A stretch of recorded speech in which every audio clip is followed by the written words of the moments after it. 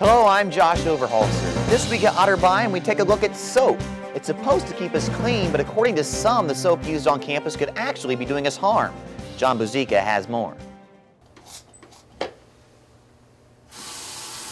Washing our hands. It's something we do several times a day, thinking it does our body good.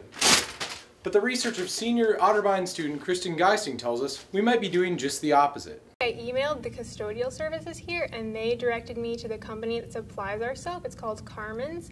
And I found out just by looking at one of their supply sheets that the soap contains triglycerin. And the problem with triglycerin is that it's an endocrine disruptor, which is our hormonal system, and it's also an aquatic toxin, so it's poisonous to fish, algae, and invertebrates. Aquatic toxins are where Geisting's research began by taking a look at the triglycerin levels in Alum Creek. I'm looking specifically at the outfall. There's a wastewater treatment plant that empties straight into Alum Creek, and I'm also looking upstream and downstream of that. We're interested to see if the percentages of resistant bacteria vary in these areas, and also if the concentrations of triglycerin vary in these areas. We're thinking that there may be a correlation between the amount of triglycerin in the water and the percentage of resistant bacteria. While there haven't been any long-term human studies, Dr. Jennifer Bennett of Otterbein's science department says that there have been documented effects of triglycerin in animals. It has been shown through research that this may be an endocrine disruptor, and it's also been shown that it increases cross-resistance to antibiotics. So if a person becomes sick, they can no longer use certain antibiotics. According to Bennett, it's not just soap we have to look out for. You may also see it in your toothpaste. So look, you know, your toothpaste, they're starting to put it into certain toys. And so it usually advertises that it has that in it, or it has an antimicrobial agent in it. And so it's in over 140 different products now. So what steps can be taken to avoid products with triglycerin? One thing that Otterbein can do, and the public in general, is to pay attention to what products they're buying. And so look at the labels in the ingredients. For example, in hand soap, the active ingredient would say triglycerin. In an antimicrobial soap, avoid those types of soaps. Both Geisting and Bennett have been in contact with David Bell of Otterbein's service department regarding this issue. Bell did not return our request for an interview. For This Week at Otterbein, I'm John Buzika. Thanks, John. We've also learned that the service department is in the process of changing the soap because of Geisting's research and request. Well, as college students, easy access to the web is almost a necessity. So wouldn't it be nice if there was a way to connect all of your web services to make the internet truly work for you? Danny Lebsock shows us how we can do just that with this week's Tech Bite.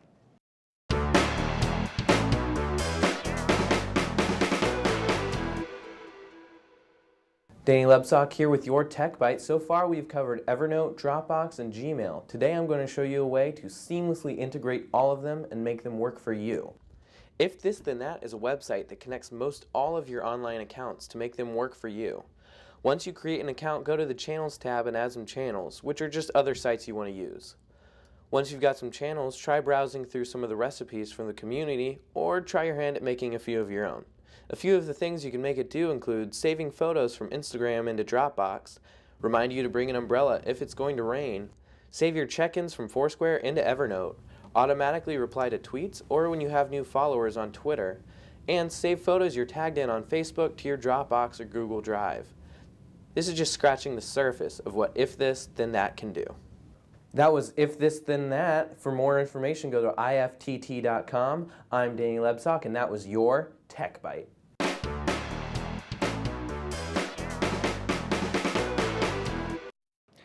A tradition that started in 1961 will live on tomorrow with the lighting of the Otterbein Christmas tree on Towers Lawn. The lighting ceremony is set to begin at 5:30 with Christmas carols, a holiday message from Chaplain Monty Bragley, and even a visit from old Kris Kringle himself before Otterbein President Kathy Crandall illuminates the tree. Following the lighting, the annual holiday feast will be held at the campus center. The Westerville Area Resource Ministry is also asking for your help this holiday season as they will be collecting canned foods at both the tree lighting and dinner. Every Wednesday, many of us here at Otterbein pick up a copy of this, the Tannin Cardinal. What exactly goes into producing this student paper? I stopped by the Tanner Cardinals production night to find out. Well, production night actually starts a couple weeks in advance, where the students start planning each issue. The students keep a running calendar of events that are coming up, and they also allow time for breaking news. They have a writers' meeting every week at 4, and then they move into production. But really, stories are coming in all through the week. They're getting managed through our system. The copy editors are working on things. Probably one of the most important parts of production night is actually something we call family dinner, which is we bring dinner in, and the students all get a chance to talk about what they're doing and talk about what they're doing in their lives and keep working on the paper at the same time. Right now I'm working on the opinion section of the newspaper. This is week 14, so right now I'm also training my partner in crime, Chelsea Coleman, and then she will take over what's left of the opinion section. And what I do is I sit down with my writers. Basically, I ask them what's bugging them this week, because it has to be an opinion piece, so they kind of have to give an opinion on something, so usually I ask what bothers them, or what's been getting them fired up. They give me ideas. I help kind of turn those ideas into a college-oriented type article, and then we go on from there. And sometimes we have a specialized article, like Between the Sheets, which is sex education, so that's run a little differently. For sports editor Allie Nagel, the story selection process begins over a week in advance. On Tuesdays, we have writers' meetings at 4 before production nights. So that's when we'll generally come together and come up with story ideas. We'll sign who gets what. And then after that, we have deadlines on Friday for our stories.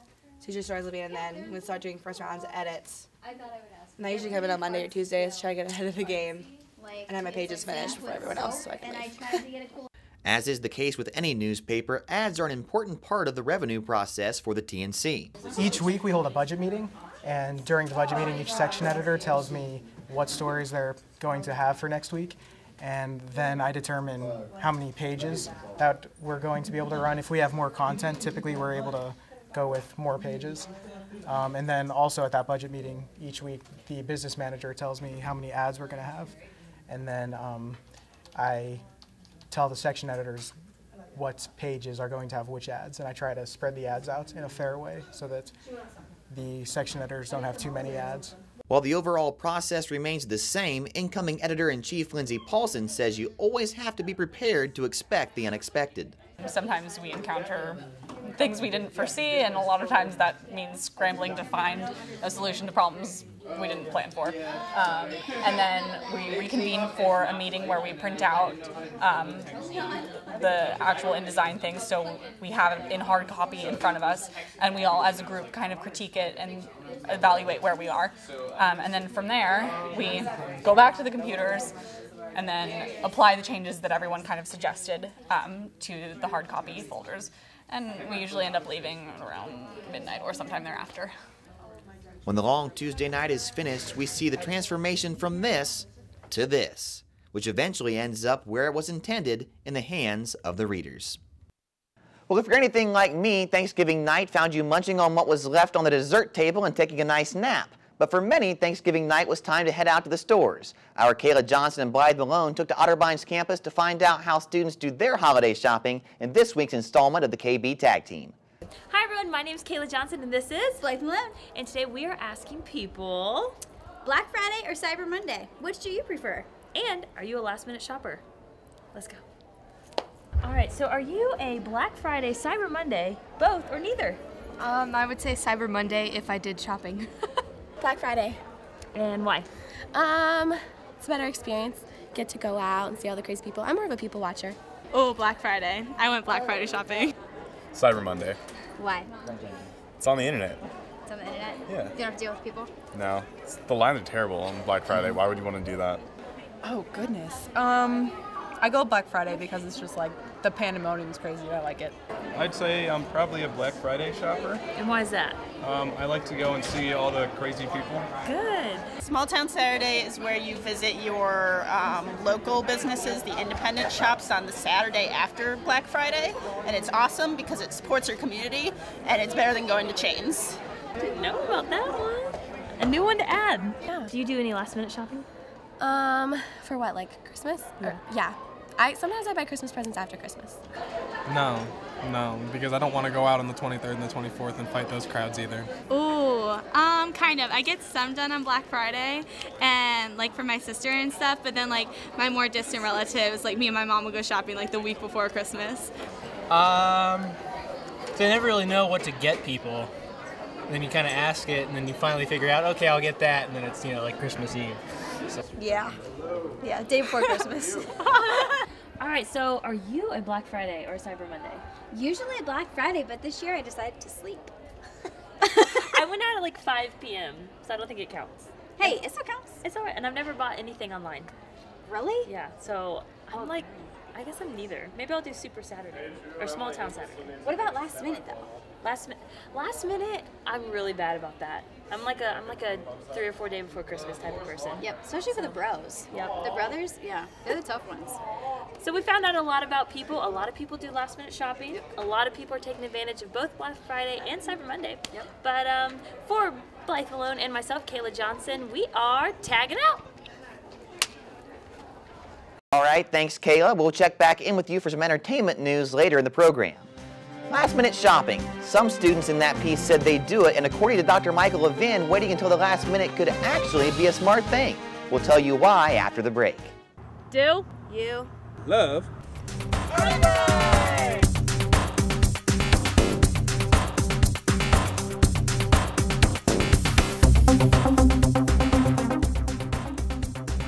Give prospective students a tour around campus. Host an overnight visit. Otterbein Host and Tour wants you. Stop by admissions today. The recession has slowed holiday shopping in the past few years, but according to Otterbein marketing professor Michael Levin, we could see a slight uptick this year. What I expect, Josh, is for overall sales to increase maybe 2 to 3%, which obviously sounds like an increase, but it's really not. That's about holding steady, unfortunately. And that's really, I think for some retailers, it's going to be a very good Christmas.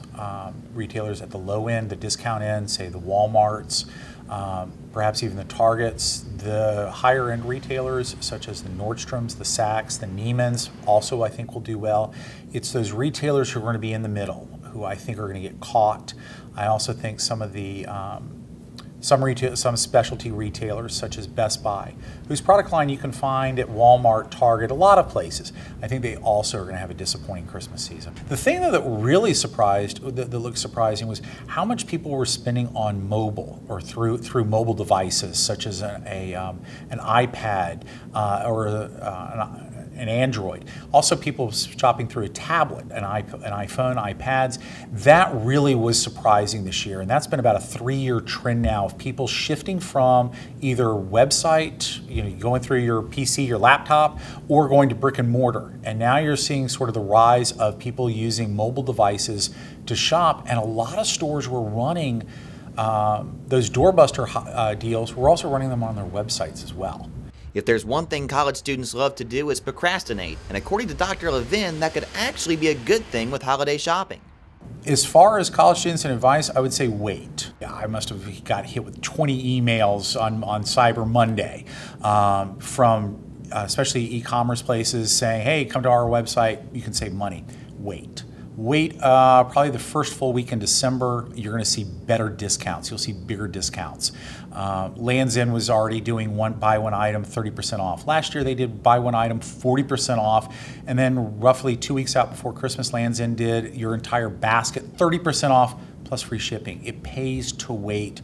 I think especially as you get closer to Christmas, a lot of retailers are going to start, if you will, panicking, and you'll see some steeper discounts. Last year's dance concert at Otterbein saw students and community members fill Cowan Hall for the performances, and this year is expected to be no different. Kahla Johnson joins us now from the art studio with more.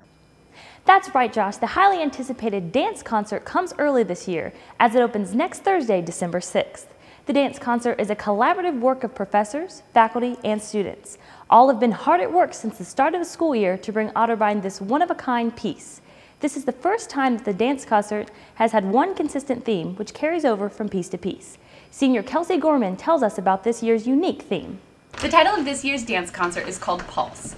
Basically, this dance concert looks at how technology has influenced our world. The beginning of the dance concert starts with monkeys and caveman type people and how technology has basically integrated its way into our society. The ending of our dance concert talks about how technology has taken over our world and the fear if we were to lose all of our cell phones, all of our laptops, what would we do? How would we react and how would we be as a society? The show runs an hour and a half straight through with no intermission. Tickets are now on sale for all 4 productions and can be purchased at the box office. And this is an INST approved event. Well, the biannual Otterbein Drag Show is coming up this Saturday, December 1st. On the phone right now, we have one of the queens herself. Laura Bell? Hello, this is Laura Bell. Hi, Laura Bell. Well, hi, Kayla. How you doing, girl? I'm great. How are you? I am doing just fine. Thank you so much for asking. Aren't you sweet? Well, listen, I am so excited about this semester's drag show. Do you know what the theme is? No, I don't. Get a load of this. It is Christmas themed. Isn't that exciting? The show is entitled Jingle Balls. Ain't that funny? I love that. So what does the money go towards? Well, this semester's show, the proceeds from the ticket sales go to Cap and Dagger, which is the student-run organization that acts as the liaison between the Otterbein Department of Theater and Dance students and the faculty. Great. What else will the money go towards? Oh, next semester's show. Next semester's show, all the proceeds are donated to a charity. Most of the time, it's for Actors Equity Fights AIDS.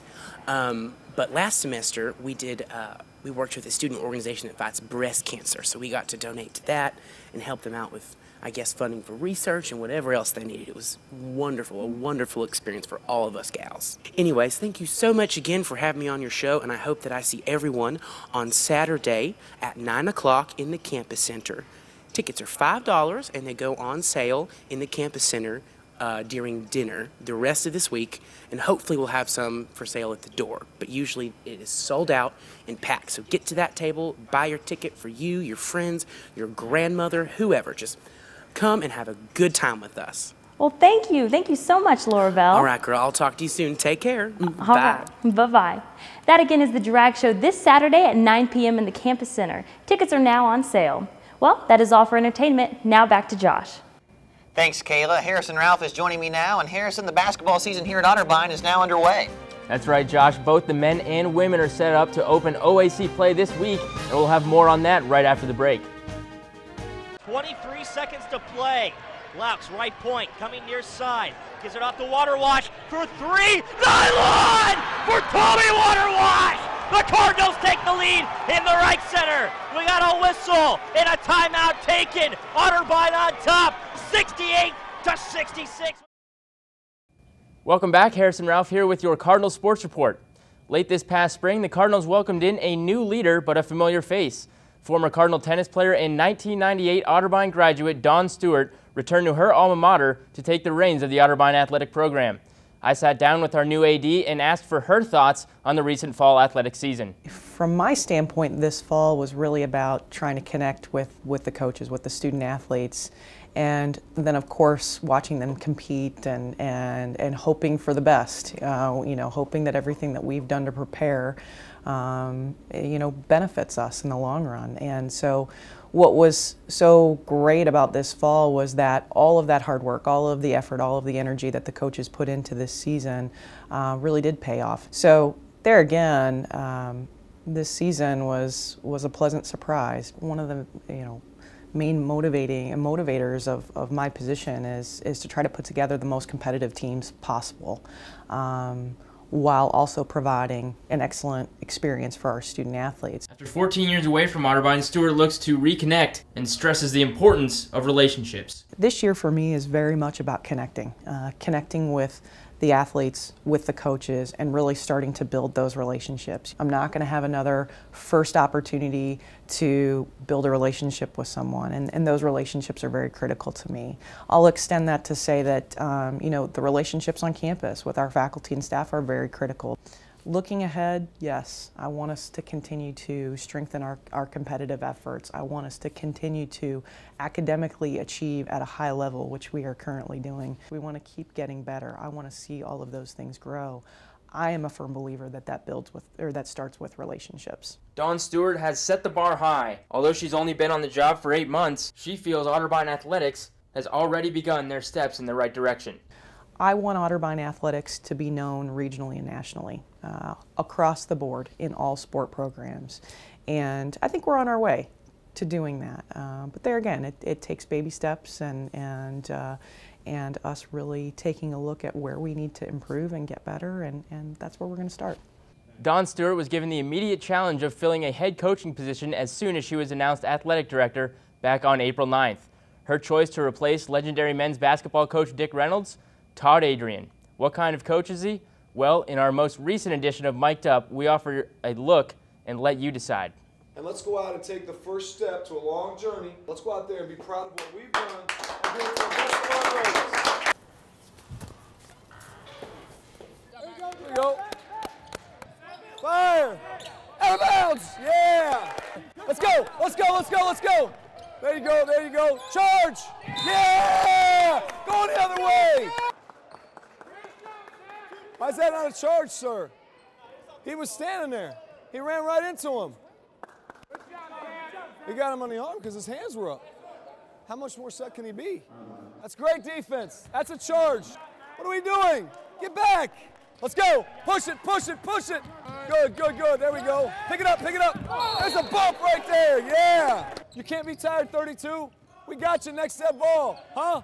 Gut it out, Max. Gut it out. We need you. Put some subs in there. You guys are trying too hard. That's it. You got to get more physical. Where's the possession arrow? Hardly see it. Look, it's crazy, right? Never seen anything like that. Go, Bake, go, Bake, go, Bake. Come on, bench. Come on, bench. Defense. Let's go. Defense. Jump ball. Yes. Damn it. Good call. Just doing whatever it is we did in high school or whatever it is we did last year. That was not how I coached you to be. Good game. Good game. 4, 25, 26, 27, 28. 28 possessions with 4 buckets. My point being, your defense saved you from a blowout because your offense was blowout worthy. So we'll be better tomorrow. I mean, like I said, this is the first stop on a journey. Let's learn from this. There's some good, there's some bad. Let's just try and replicate the good, do it a little bit more on both ends of the floor, and come ready to play tomorrow. Cards are 2-2 on the young season and begin OAC play Saturday as they travel to Marietta to face the Pioneers. Adrian and his squad were picked to finish 9th in the Ohio Athletic Conference this season, something that has certainly motivated the team early in the new season. On to women's basketball now as we take a look at Connie Richardson's team that has gotten off to a solid 3-1 start. After losing 2 of the top players to ever come through the program to graduation in Christy Cotterman and Shay McCoy, the Cards will look for new leadership this year. David Kinder has more. As the seasons begin to turn, so turns our athletic attention. From the fields to the hardwood. The Otterbein ladies basketball squad is coming off a 20-win season last year and looks to carry that momentum into the 2012-2013 season. And head coach Connie Richardson has set strict goals for her girls to continue the success. I think the big thing that we've set out for is obviously to win an OAC championship or at least put ourselves in a position to get to that point, and the second step is going to be getting to that NCAA game. Coach Richardson, who is entering her 22nd season as the girls' head coach, is blessed with 7 senior leaders on this team, and she knows what all that senior leadership can do for a squad. You know, once again, it's experience, it's maturity. You know, when you have 7 kids that are seniors, that's a lot of mature individuals out there, and they are definitely at that point as well. I don't have to get on them a whole lot in regards to practicing at game speed, etc. Their experience as well, you know, Hannah Day, you know, those kids have played a lot. Chelsea Cannon, Rachel, those kids have played a lot as well. So I'm looking for them to be even better leaders, and even more important, they're probably going to contribute a lot more. And one of those senior leaders is 5'9" forward Chelsea Cannon. Chelsea was a key contributor to the team's fortunes last year, but knows what has to change this season to improve. We just have to focus on keeping our intensity up. We lost 2 of our best players last year, so really, I mean, it's going to be about getting at least 5 players in the double digits every game and working hard in practice every day. And what's the most important thing that Coach Richardson has been drilling her girls in all off-season? We play our game all the time, and that's what she harps at us every day. So. The Lady Cards will eagerly open home play at the Reich Center versus Marietta on December 5th. So be sure to come out and cheer on the Lady Hoopers to victory. For Otterbein TV, this is David Kinder. Thank you, David. Well done. The women's team will have their season opener Wednesday, December 5th in the Wright Center against Marietta. And that game can be caught right here on Otterbein TV, right? Yes, Josh, it can. All right, thanks, Harrison. Well, that's all the time we have for this week's show. On behalf of Kahla, Harrison, and the entire crew, I'm Josh Overholser, reminding you to make this week at Otterbein a great week at Otterbein. Thanks for watching.